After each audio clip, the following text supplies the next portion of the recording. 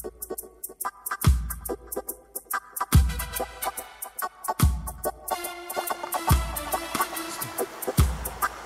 to change, you know?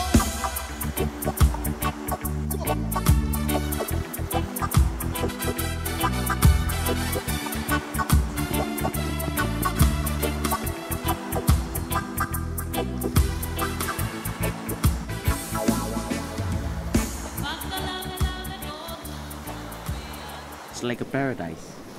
It's really silent. You can feel the breeze, so fresh air early morning if you wake up. Everything is so pure.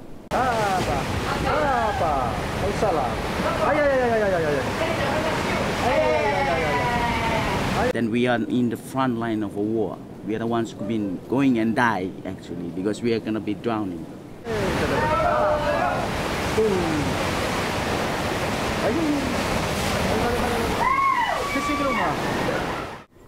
Der südpazifische Inselstaat Tuvalu ist so stark vom klimawandelbedingten Meeresspiegelanstieg bedroht, dass langfristig ein Leben auf den Inselatollen unmöglich sein wird.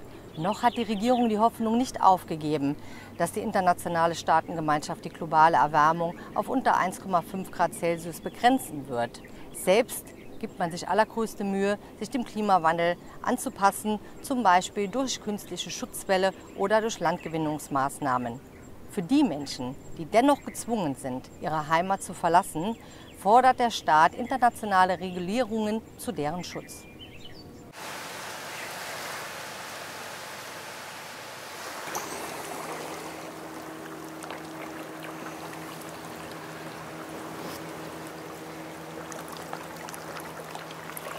We are already suffering, small islands of Pacific Tuvalu.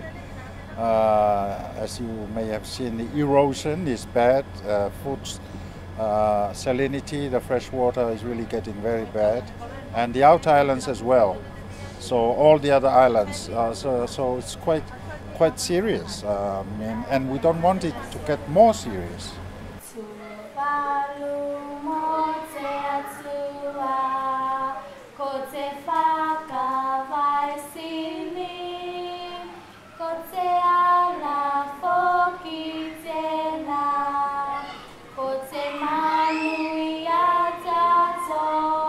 And therefore, I think as responsible leaders in this area of the world, they should really come to this sense of mind and to help us to continue to live in our homeland, because this is our land and God-given land.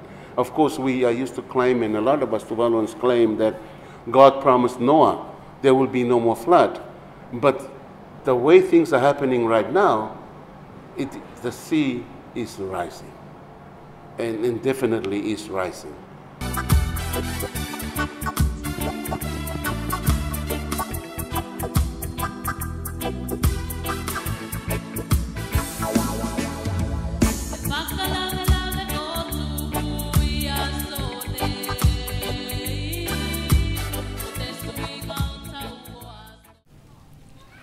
We don't want to be called climate refugees. We'd rather be called climate forced migrants, because we are not refugees and we will not be refugees. We won't be leaving our shores.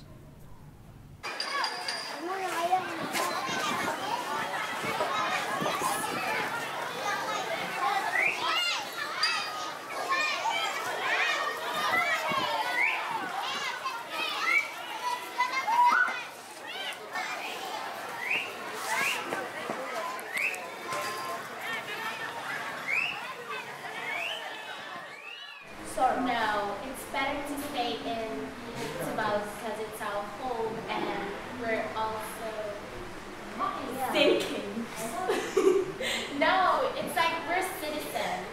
Yeah, and we must Tuvalu is like a home, so we need to die with our own country. That's the perfect word. These things we have to stay with our own country. Yeah. We have to migrate to other people's country because it's not our home. Duh.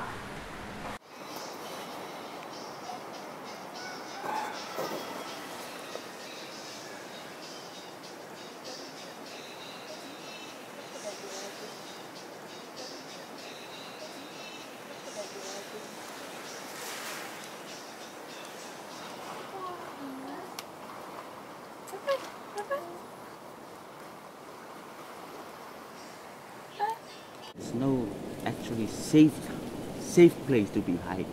You know, we can't run from those natural disasters. We can't. When things happen, that's it. If you survive, you're lucky.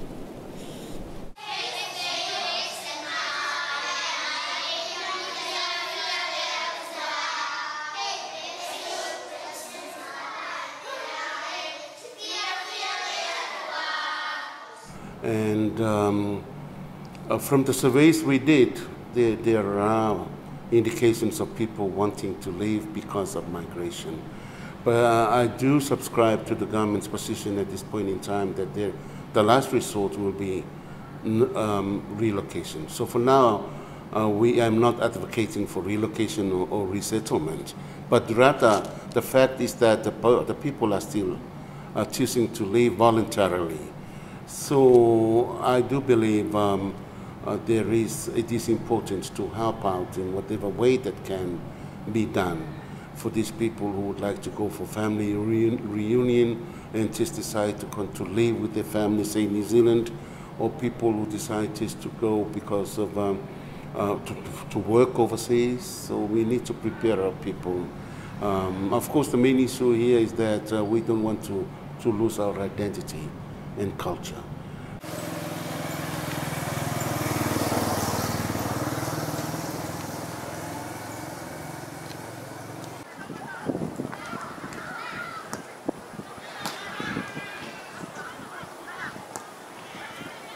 But I think the bottom line boils down to the people to be given the opportunity to have the choice, to choose what option they would prefer to have in terms of, after having known the consequences of climate change, in terms of sea level rise, what would impact to their daily lives here in Tuvalu, compared to if they have a better place to go to, if they wish.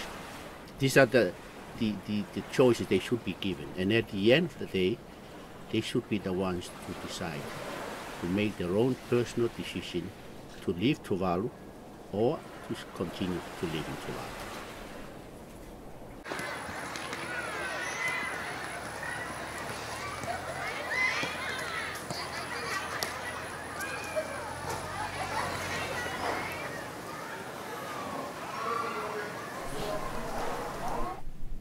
We do not want to be relocated hazardly without proper planning and arrangements.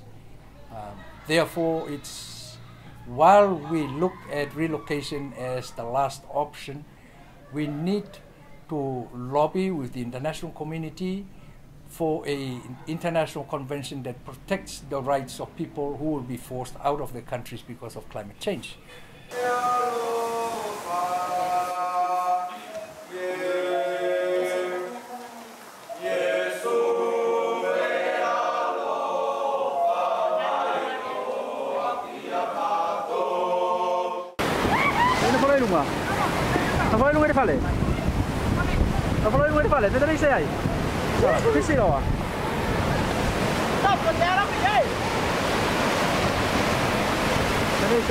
Well, climate change related sea level rise is one of the impacts that we continue to face in our daily lives.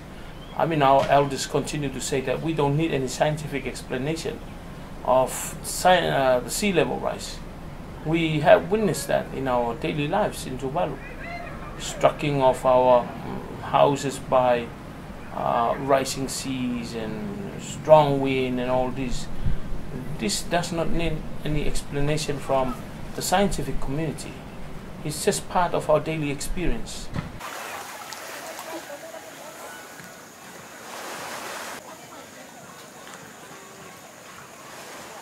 When I was young, I came to know that we have different types of tides in Tuvalu. That includes low tide, high tide, and king tide. King tide comes around the end of the first quarter of every year. And while growing up, I came to know that it has changed. Throughout my own experience, king tide is just the same as high tide. But normally king tide is the biggest tide in the whole year in Tuvalu. But now king tide is just the same as high tide.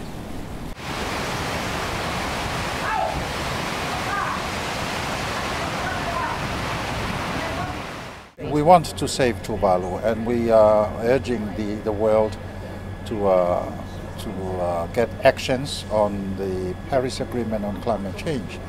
And this is, we believe we can save Tuvalu and save small islands if the whole world, work collectively and as a community of nations to work on reducing greenhouse gases and keeping it down to the targets of 1.5 degrees Celsius above pre-industrial period.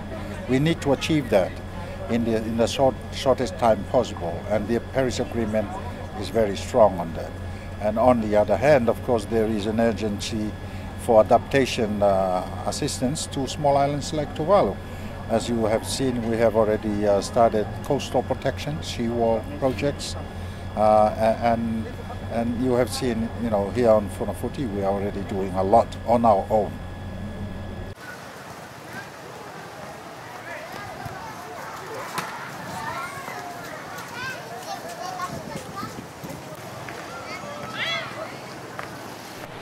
Due to climate change, the sea has washed away a lot of our lands, and so our government managed with some of our overseas partners to get this barge to help reclaim most of our lands that has been washed away to the ocean side, to the lagoon side.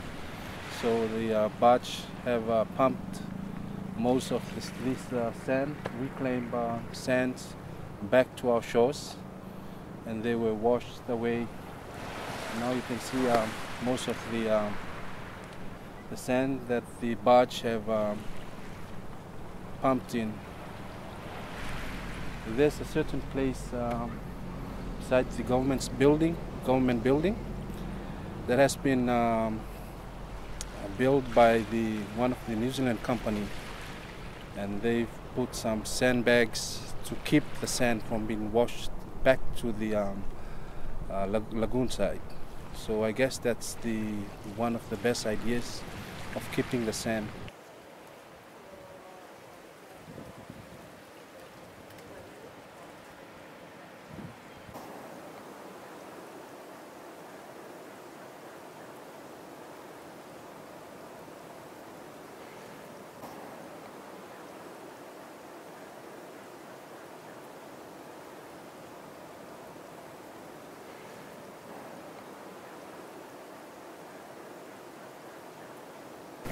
Yeah, the problem here in Nafala is coastal erosion. And then there's one project that's been done, is planting of mangrove, is to minimize the erosion around the coastal areas. And the other thing is the bleaching of corals. And that means like also the decreasing of the numbers of fish. And most of the people here around here, they're depending on fish itself.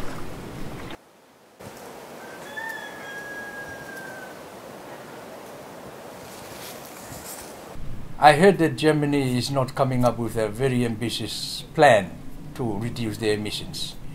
And I understand the fear of transition that is going around, not only in Germany, but in all rich countries. The fear of transition from fuel-based economy to renewable energy sources. But I think if we weigh the cost of doing what is right now and waiting and doing it in years later, it will cost more. And for Germany, I think it is the right time now to think and do the right thing by closing down the coal mines and not depending on the coal fuel, but going into renewable resources.